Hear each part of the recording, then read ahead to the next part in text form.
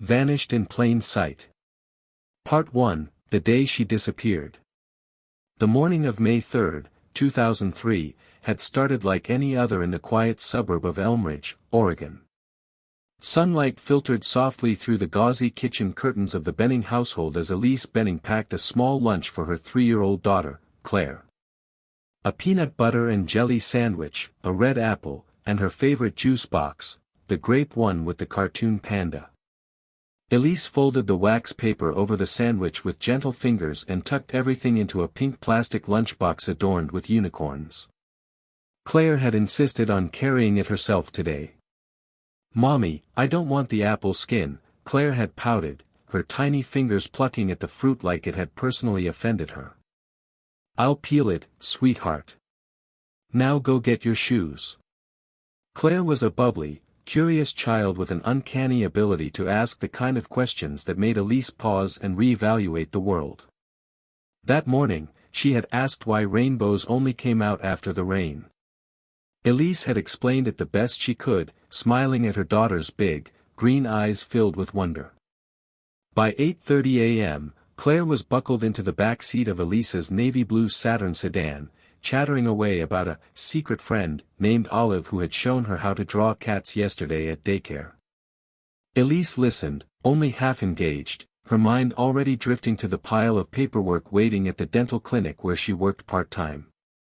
The Little Acorns Daycare Center stood on the corner of Pine and Maple, a squat beige building with a brightly colored mural of animals holding balloons painted on its side. Elise walked Claire to the front entrance, handed over the lunchbox, and kissed her daughter on the forehead. "Be good today. And remember, no biting." Claire giggled. "Only if someone bites me first." It was the last time Elise would ever see her. At 11:07 a.m., the daycare called. Claire had vanished. Claire's flashback, the room with no corners. Claire Benning's shoes made little squeaks as she padded down the long hallway of the daycare. Her unicorn lunchbox felt heavy in her hand, even though it mostly just had the peeled apple and that sandwich Mommy made. The hallway looked different today. Longer. Darker. Like it was stretching and breathing when no one was looking. She turned to say something to Olive, her secret friend, but Olive wasn't there. Claire stopped walking. Her head tilted to one side, just like her cat Pickles did when he heard something strange. There was a sound, soft and low, like someone humming behind a wall. It wasn't any song she knew. Not like the ones Miss Lottie played on the tiny CD player in the nap room. No, this one was slower. Almost like a whisper that got inside her head, curling up like smoke. She walked toward it, forgetting about story time, forgetting about the other kids. Her fingers traced the wall's surface. Not smooth like usual, but rough, like sandpaper or dried leaves. That wasn't right. Claire didn't know this part of the daycare. She passed a room where the lights were flickering. Inside, there were toys piled in the corner. Too many toys. Broken ones. Dolls with one eye missing. A stuffed bear with no mouth. A tiny rocking horse that rocked on its own even though no one was near it. Claire blinked. Then she saw something new, or old. She wasn't sure. A red door. She had never seen a red door at daycare before. But she knew she had to open it. It felt important. Like a secret waiting just for her. When she reached for the handle, it was cold. Very cold. Like the metal pole at the park in winter that Mommy said not to touch with your tongue. Claire hesitated, fingers hovering. Her heart beat faster. The humming sound was louder now, and it was coming from behind the door. She turned the knob. The room beyond was strange. Big, but with no corners. Everything curved, as if the walls and ceiling were afraid of sharp edges. There were no windows. The air smelled like wet chalk. And in the center of the room stood a tall cabinet made of dark wood, with a single drawer slightly open. Claire stepped inside. She forgot to be scared. The door shut behind her. Softly. She didn't turn around. From the open drawer, something peeked out. A shimmer. Like tinsel. Or hair. Long and silvery. Claire stepped closer, stretching out her hand. A whisper, "Not yet." She pulled her hand back, her breath catching in her throat. The room pulsed once, like it was breathing. Claire looked around. There were pictures on the walls. Drawn in crayon. Scribbles that looked like houses, trees, people. But all the faces had no eyes.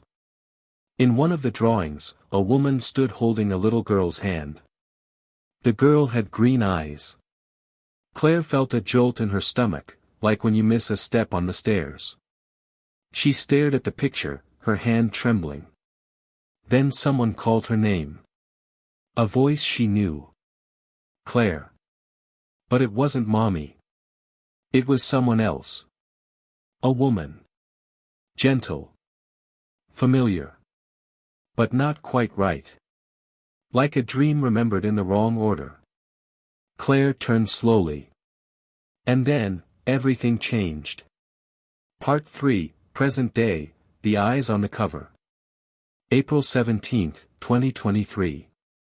Elise Benning sat in the cramped waiting room of Dr. Mallory's office, her fingers drumming nervously on her purse. A vague migraine pressed at the base of her skull, and the overly perfumed air of the clinic was not helping. She glanced at the coffee table. A stack of glossy magazines lay strewn carelessly across it. Most were the usual fluff, celebrity gossip, skin care routines, 10 foods that might be killing you. She picked one at random.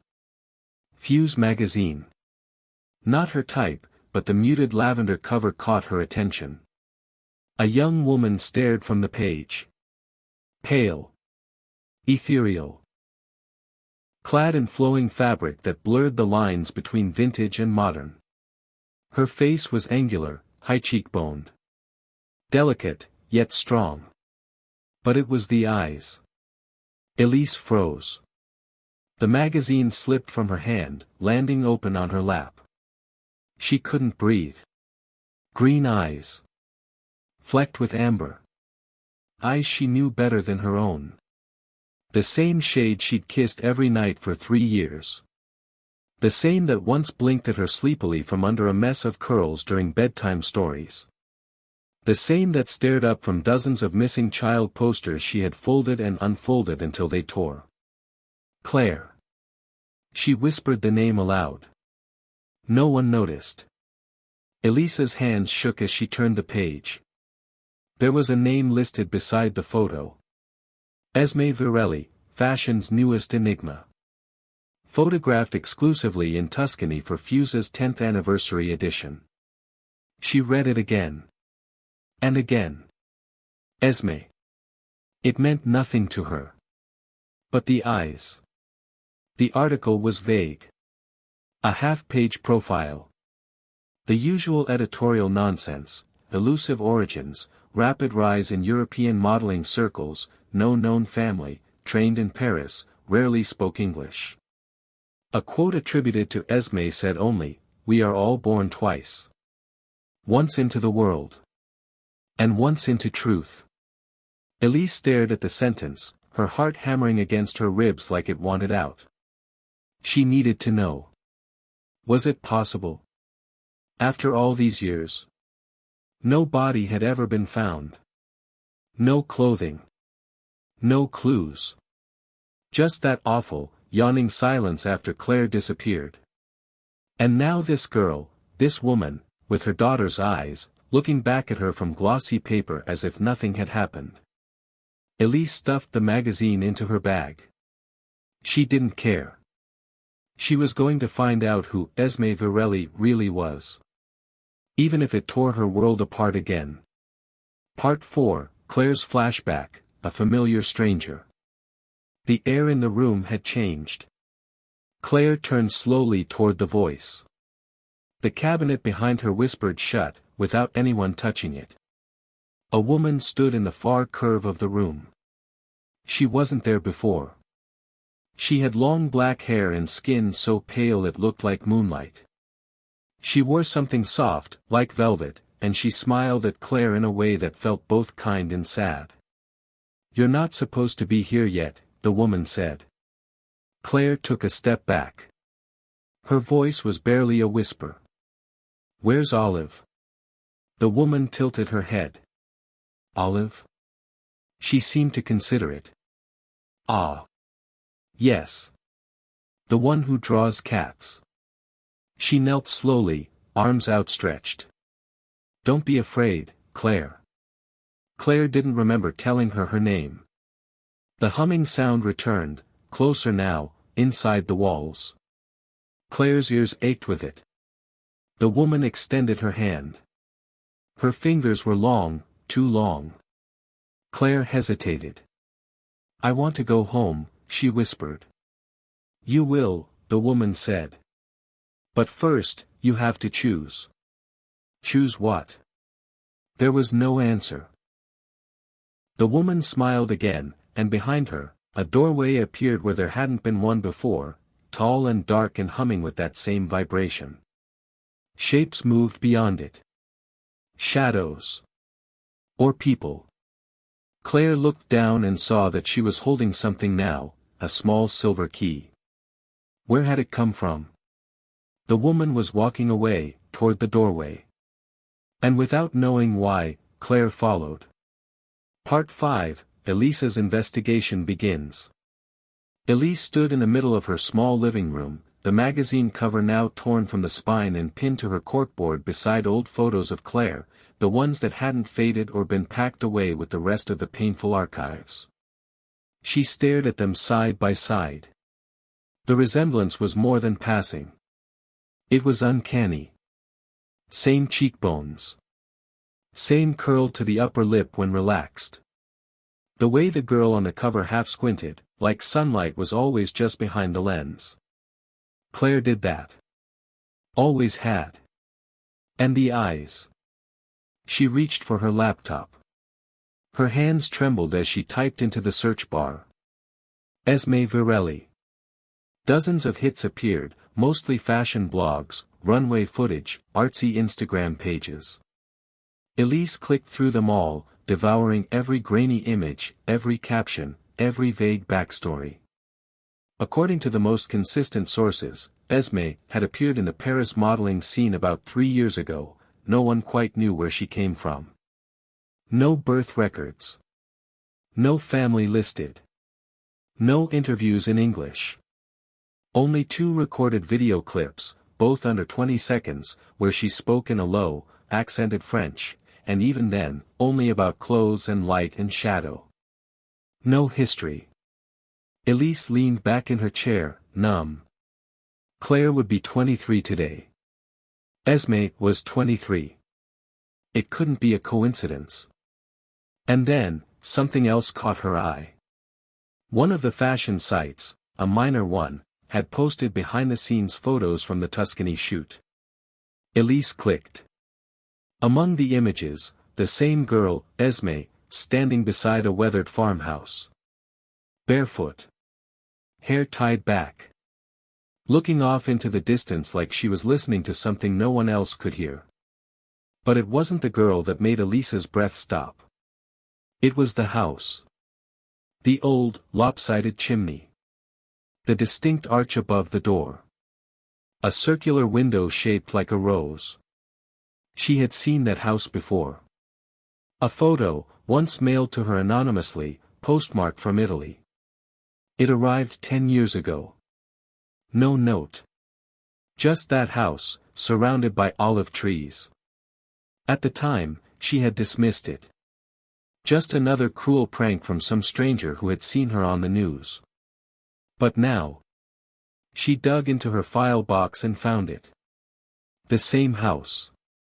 Same angle. But in this version, there was something barely visible in the background. A child's swing, empty, caught mid-motion. And the shape of a little girl. Very small. Very distant. Wearing a unicorn backpack. Part 6, Claire, the Doorway of Choices. Claire stepped through the dark doorway. The world didn't fall away, it changed. Colors shifted. Sound became weight. There was no gravity, yet she moved. The air felt like silk wrapped in water. Her fingers tingled. Behind her, the room with no corners folded into itself like paper.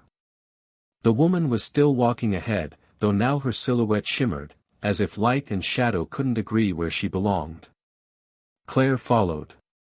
There were no walls, yet they walked down a corridor.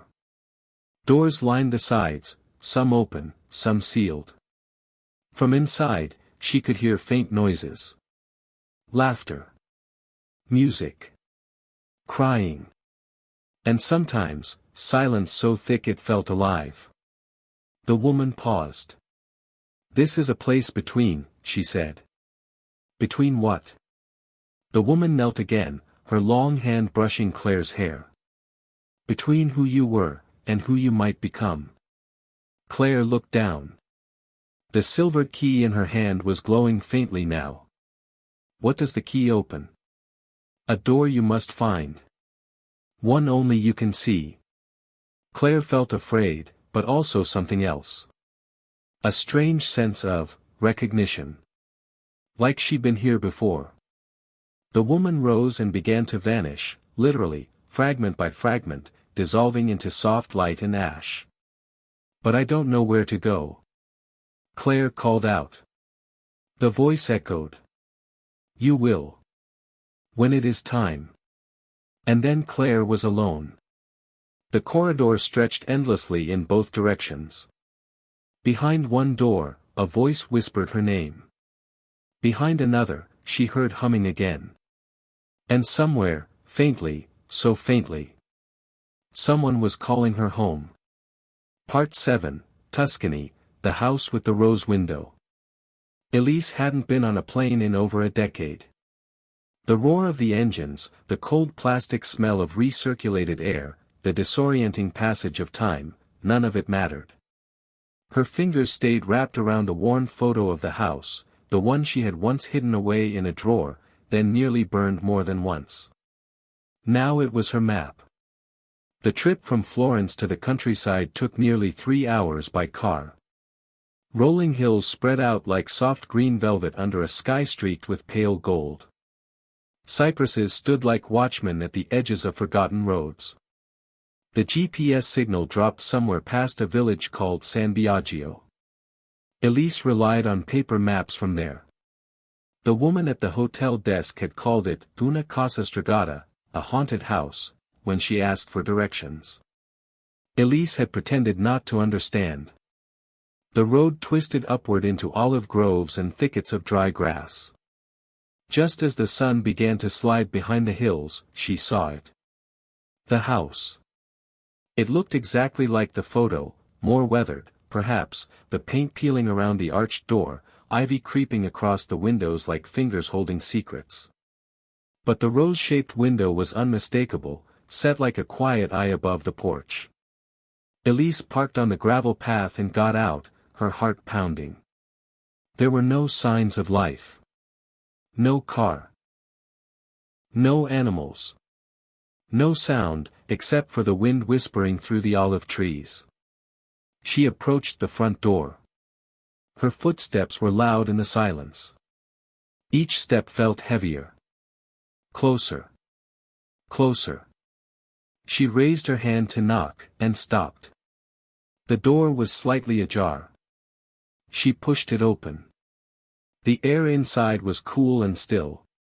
Dust motes floated in amber beams of light. Somewhere deep in the house, a floorboard creaked, slowly, as if someone had just stepped back. "Elise Benning," a voice said behind her. She turned, sharply. A man stood there. Tall. Thin. With a face like carved stone and eyes that didn't match. One green. One brown. He wore a dark linen shirt and a necklace made of string and dried lavender. "You came sooner than I expected," he said, not smiling. "Who are you?" she asked, voice unsteady. "A friend," he said. "Of hers." He stepped aside and motioned for her to enter further.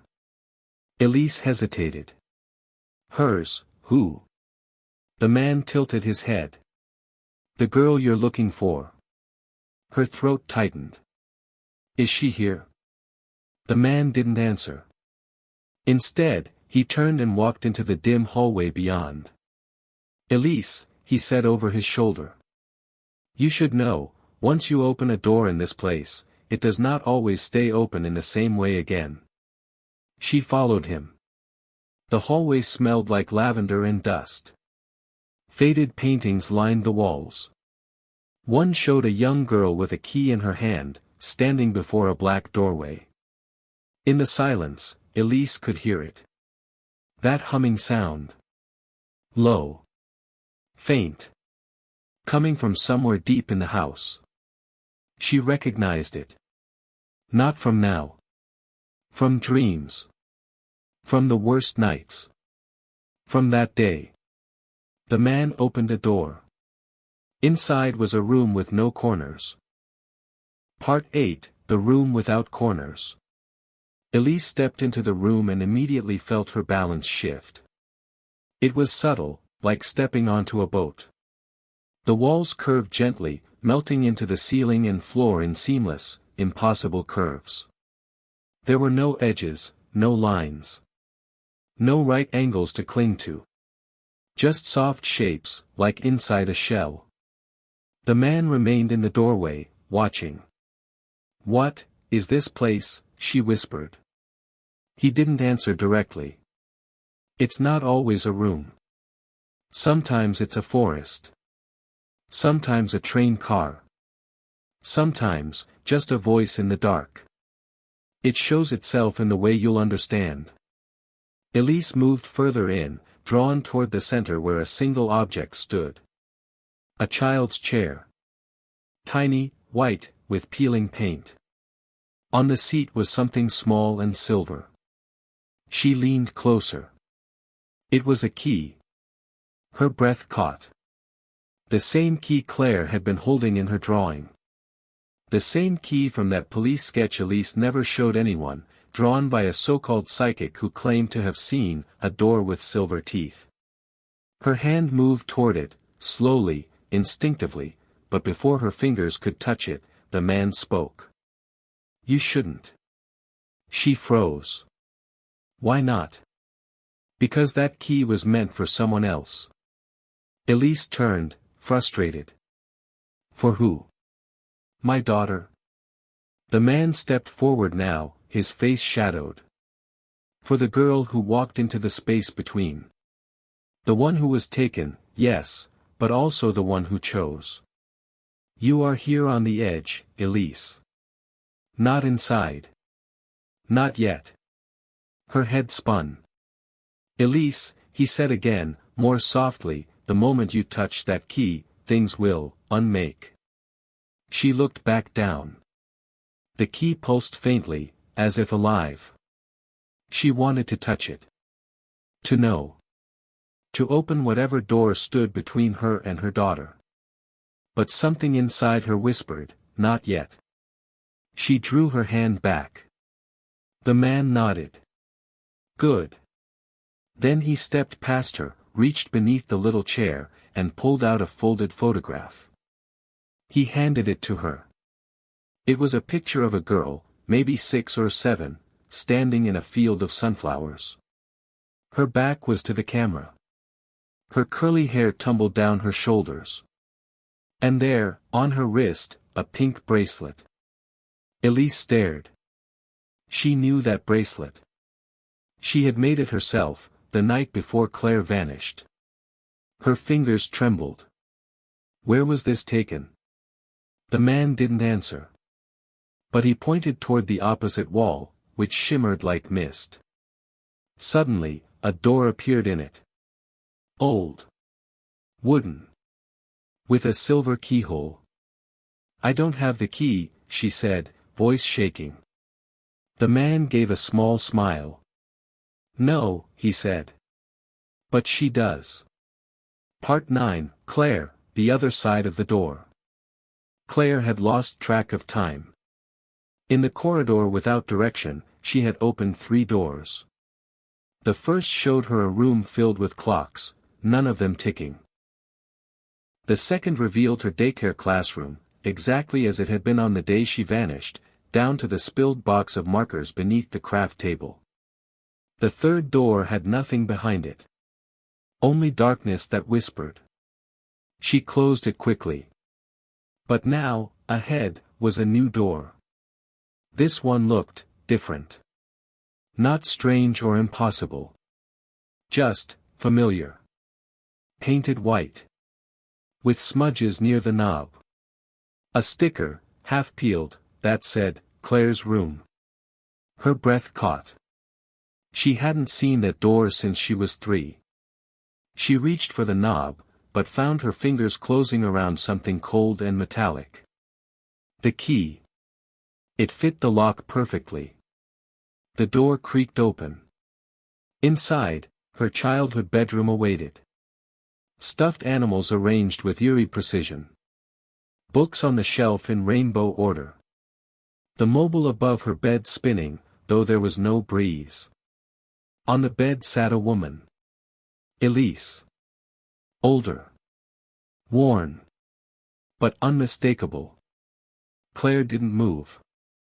Neither did Elise. They looked at each other. And both knew, without saying a word, that this meeting was not physical. Not quite dream. Not quite real. The space between. Then Claire whispered, for the first time in years. "Mom." And Elise whispered back. "I found you." Part 10, The Wake. Elise blinked. The room without corners was gone. She stood outside the house now, in the golden light of late afternoon, facing the rolling hills of Tuscany. The wind had picked up slightly, stirring the tall grass like a tide. Had she fallen asleep? Hallucinated? Her throat was dry. Her heart raced with the aftershock of something she couldn't name. She turned back toward the house, but the door was closed again. And the man was gone. She looked down at her hand, half expecting it to be empty. But it wasn't. Clutched tightly in her palm was a scrap of cloth. Faded. Frayed at the edges. Pale pink. A tiny label stitched inside, worn and nearly unreadable, but enough remained to see the name. C. Benning. Her daughter's daycare tag. The very one Elise had sewn into Claire's extra cardigan the week she disappeared. Her knees nearly gave out. She stumbled back to the car, her body buzzing with 1,000 quiet shocks. This wasn't imagination. Wasn't grief playing tricks. She had been somewhere real. And Claire was still out there. But where? And who, or what, was holding her? Part 11, Shadows in the Records. That evening, in the nearest town with a working internet cafe, Elise sat hunched over a slow computer, typing search after search. She wasn't looking for modeling agencies anymore. She was looking for abandoned orphanages. For private schools in the Tuscan region that didn't officially exist. For names connected to Esme Virelli. And slowly, painfully, a pattern began to emerge. One obscure fashion blog mentioned that Esme had briefly lived in a place called Villa Orsola, a private residence for talented girls in the arts, funded by a trust called the Amaranth Circle. Another article, in a French art magazine, quoted an anonymous photographer who said Esme had been one of the quiet girls, the ones who came from the villa with empty eyes and painted dreams. Elise dug deeper. There was no legal record of Villa Orsola. But a topographic map from 1978 listed it under another name. Orsolata Convento Infantile, a former religious boarding school for orphan girls, closed in 1986 after a mysterious fire. 20 children had lived there. Only 16 were accounted for. The rest had simply disappeared. Elisa's hands trembled as she printed the article. She stared at the grainy black and white photo of the crumbling villa on the hill. She recognized the rose window. It was the same house. And at the very bottom of the image, standing half-hidden in the shadows beneath a column, was a small girl with curly hair, clutching something tight to her chest. A stuffed white rabbit. Claire's. Part 12, Claire, the Broken Corridor. The moment the door vanished, Claire felt the world lurch. She cried out, but no sound came. The room dissolved, peeling away like paper curling in fire. She stood again in the corridor, but now it was cracked. The walls, once seamless, were lined with fractures. Light bled through them, bright, gold, searing. The hum had changed. It pulsed now like a heartbeat. Faster. Urgent. The voice came again, not the woman's this time, but a different one. Low. Male. Cold. You weren't supposed to see her. Claire backed away. Who are you? She demanded, but her voice was weak in this place. You are slipping between doors meant to stay sealed. A shadow moved in the distance, tall, indistinct, like smoke in water. Your mother is breaking the rules. That will cost her. Claire clutched the silver key tighter. She's looking for me, she said. She is. But she doesn't understand what it means to find you. The corridor shuddered violently. One of the walls split open like glass, and on the other side, she saw a brief, flickering image. Her mother, alone in a dusty car, driving up a mountain road, face pale but determined. Then it vanished. The voice whispered. You opened the wrong door, Claire. And then the floor disappeared beneath her. She fell into light. Part 13, Claire, the Room of Names. She fell for what felt like hours.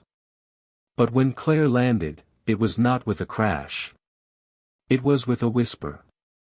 She stood now in a grand room, circular, silent, and impossibly vast. The walls were made entirely of mirrors. Dozens, maybe hundreds, of them, each one cracked in a different way. Some barely fractured. Others shattered like spiderwebs. But none were whole. Etched into each mirror was a name. Some names were strange, in languages she didn't recognize. Others were common. One said, Marta F. Another, in delicate cursive, read, Adelina Virelli, 1912. And there, across the room, Claire B. Her breath caught. She walked toward the mirror with her name. Her reflection stared back, but it wasn't her face now. It was her as a toddler. Wearing the cardigan. Holding the rabbit. Behind her reflection, in the mirror's depth, a hallway stretched out, filled with shadows that didn't move quite right. Claire reached out.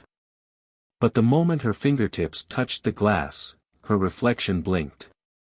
And smiled. A different smile. Not hers. She yanked her hand back. From behind, something whispered. You're not supposed to remember yet. She spun, but the room was empty. Then a sound began, a music box playing something slow and off-key. From the cracks in the floor, light began to seep upward. And slowly, a door appeared. Not ordinary. A door made of paper and wax, held together by twine and something darker. Faint handwriting covered its surface in dozens of languages. Some words pulsed faintly. Others faded as she stared. She knew she had to open it. But not yet. Part 14, Elise, the Alias. Elise stood before the gates of Villa Orsola, now known officially as Fondazione Armonia, a private retreat for girls in the performing arts, or so the website claimed. It was beautiful. Too beautiful. The wrought iron gates bore the image of a rising bird. Flowers bloomed unnaturally bright along the stone path. No one would ever guess this was the same house she had stood inside. That it once belonged to a convent. That children once vanished from here. She adjusted her sunglasses, forcing her hands to stop shaking. Her ID read: Dr. Elena Birch, documentary researcher, UK Channel 4. It was fake. Sloppy. But enough. She rang the bell.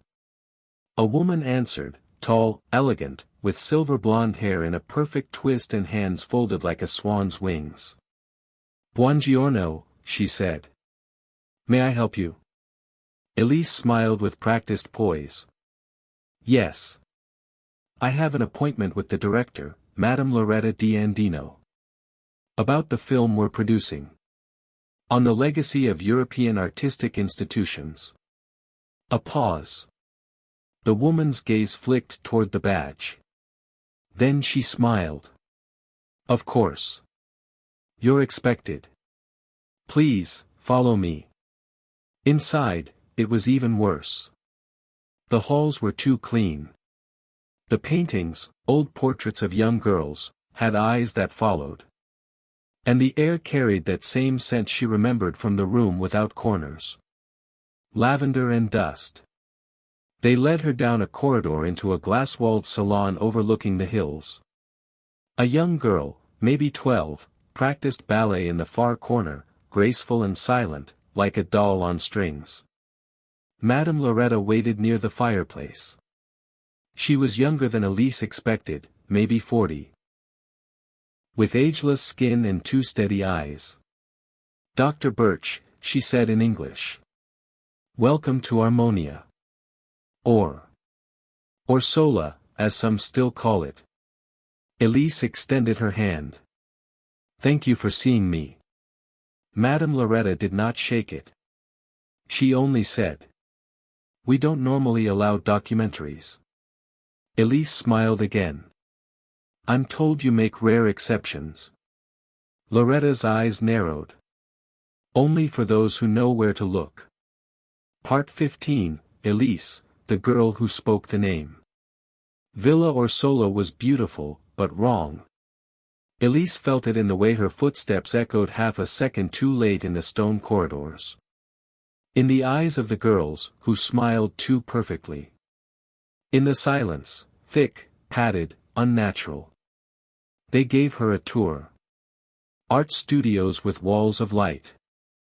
Dance halls without dust. Music rooms where no one ever missed a note. The girls were talented, gifted, even.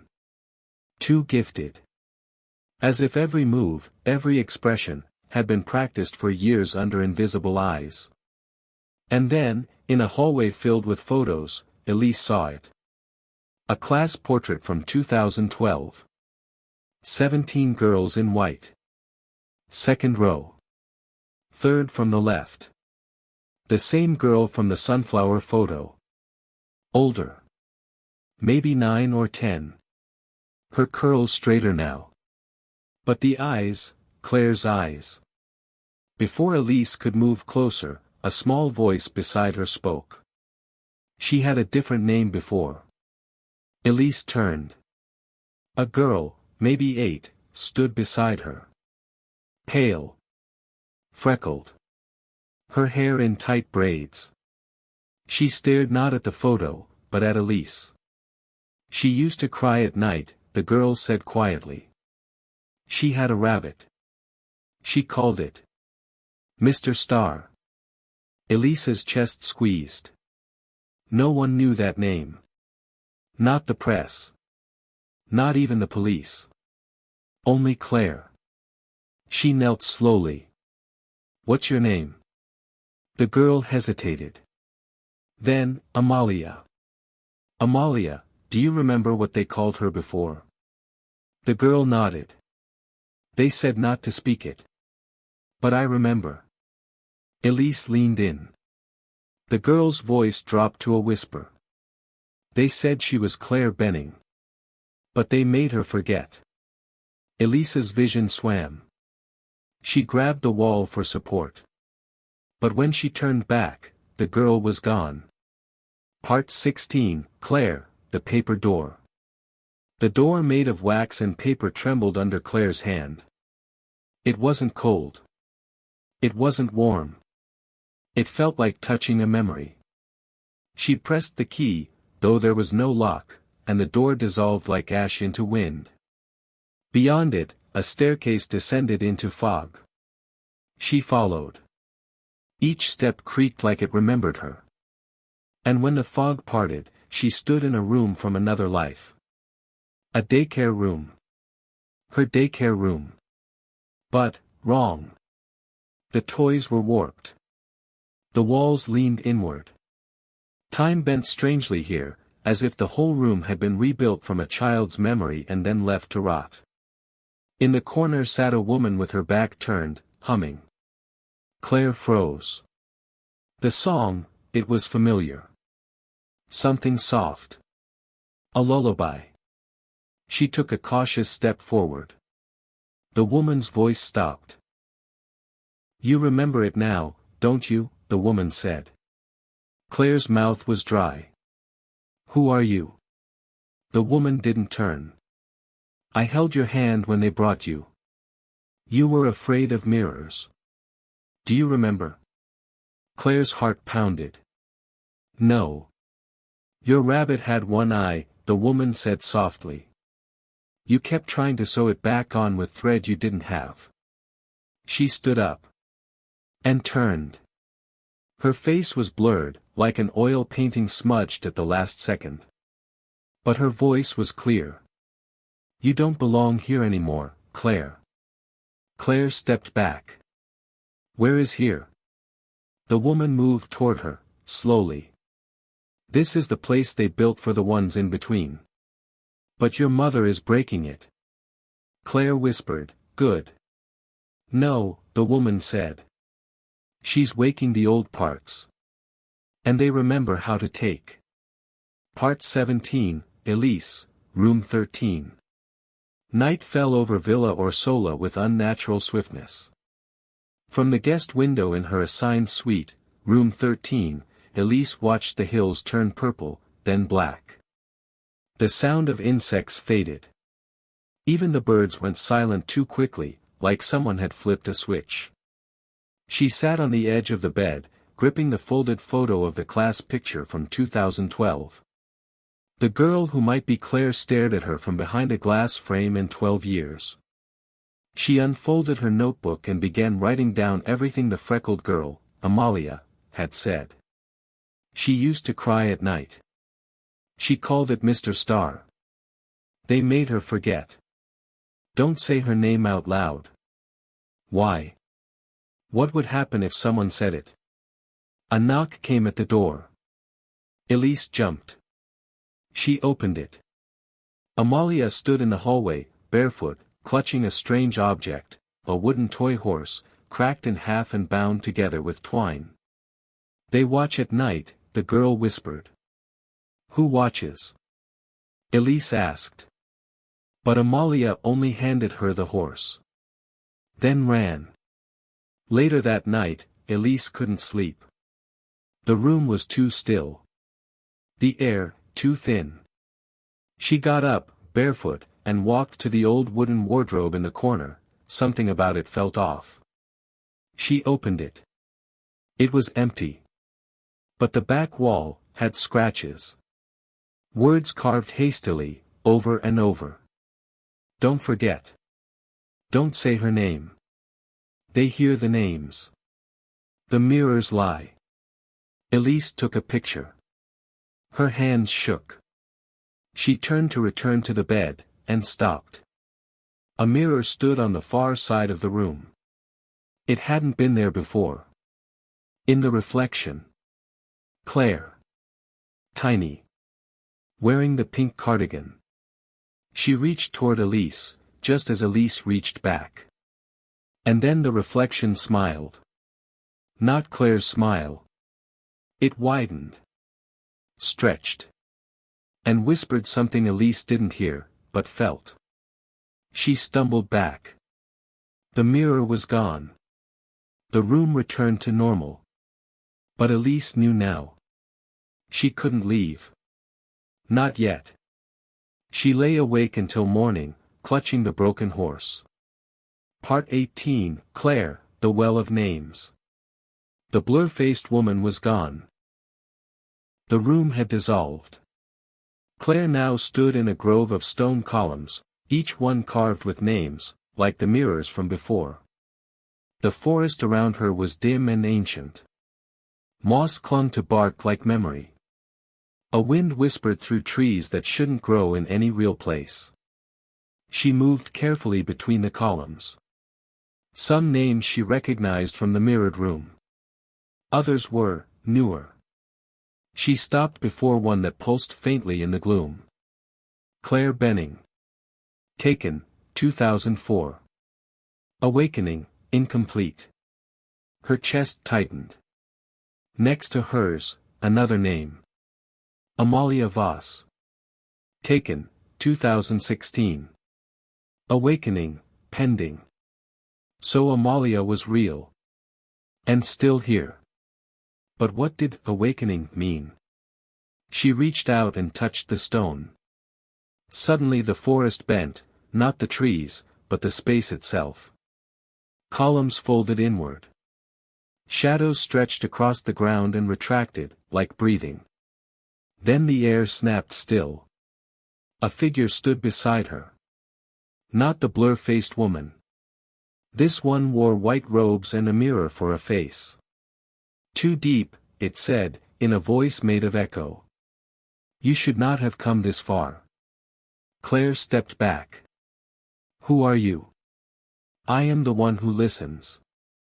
The one they forgot to unmake. I want to leave. You may not. But you may choose. Choose what? The figure stepped aside. Where it had stood, a staircase descended downward into black glass. And if I don't? Claire whispered. The mirror face tilted. Then you will stay a reflection.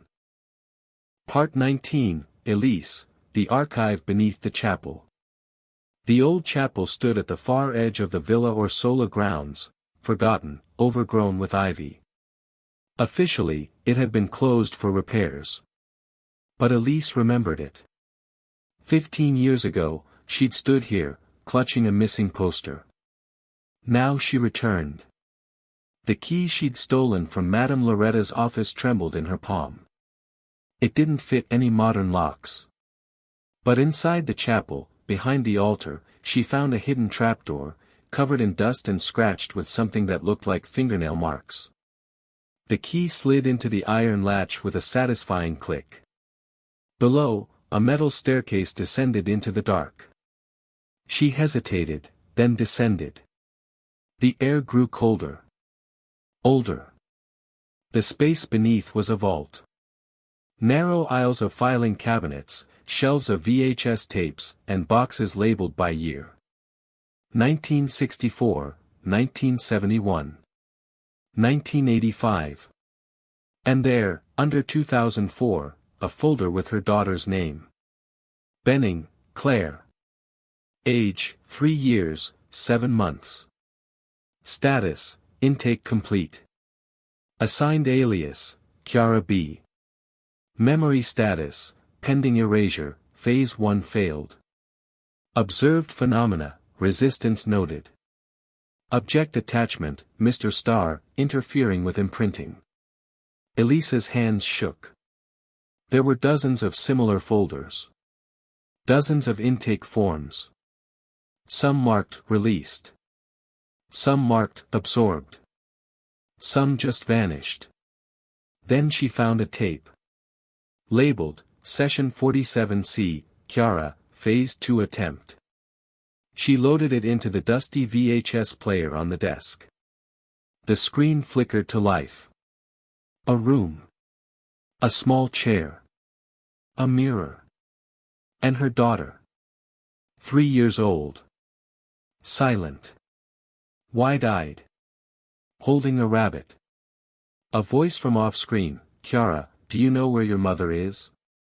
The child shook her head. The voice, "You've been very brave." Then a shadow moved behind the mirror. And the tape cut to black. Elise screamed. Part 20, Claire, The Reflection's Truth. The staircase led into silence. The air tasted like iron and forgotten names. Claire walked into a room made entirely of mirrors, but not reflective ones. These were fogged, smeared, fractured. Some pulsed faintly. Some leaked a silvery liquid onto the floor. And in the center stood another Claire. Older. Hair longer. Dressed in white. But her eyes, wrong. "You're not me," Claire said. "I am the part they made from you," the reflection replied. "You're a copy.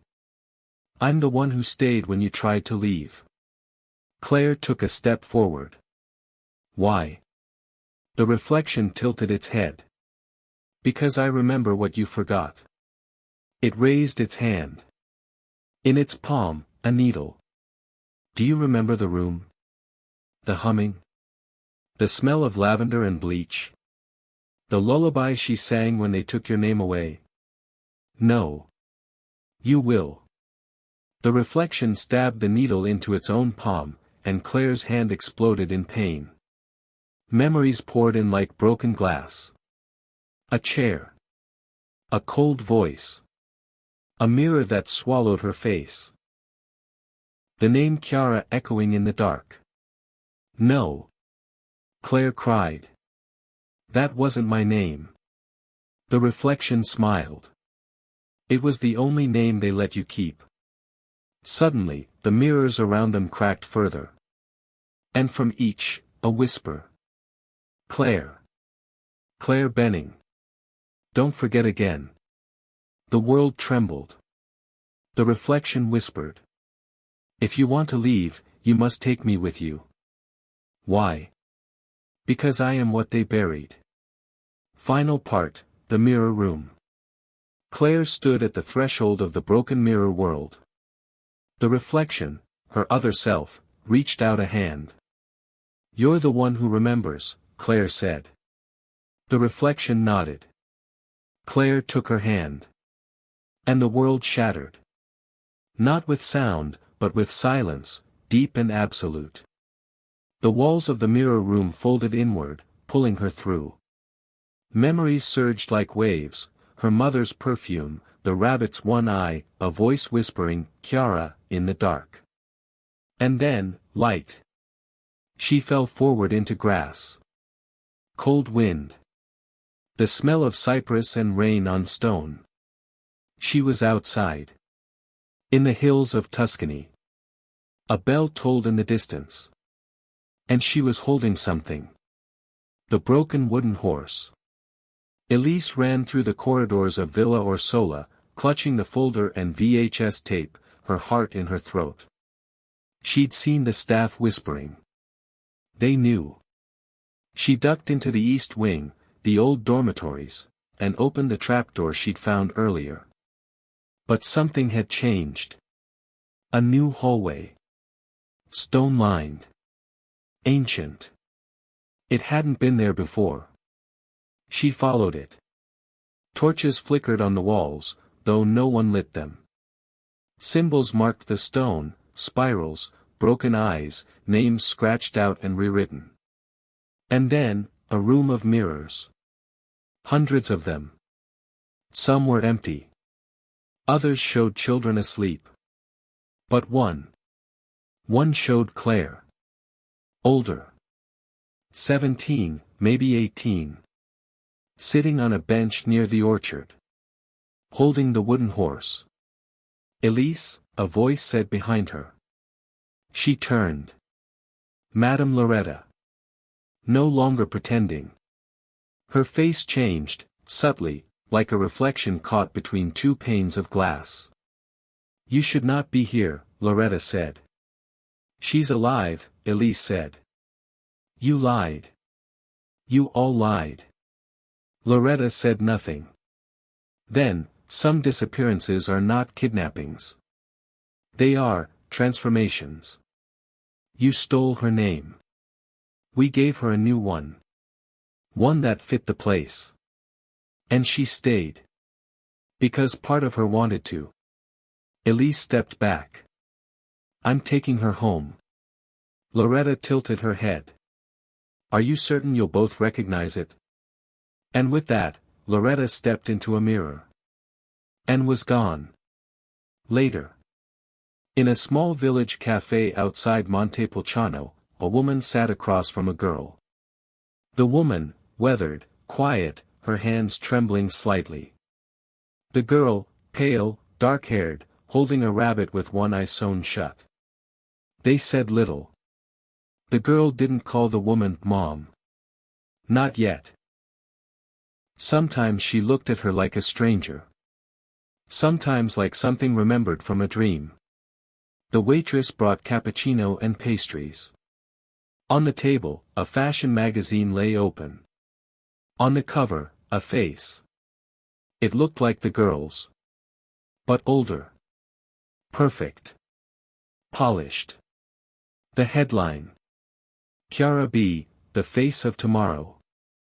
The girl stared at it. Then tore the page in half. Outside, the wind shifted. Bells rang in the hills. And behind them, in the reflection of the cafe window, someone else watched. Someone who looked like the girl, but didn't blink.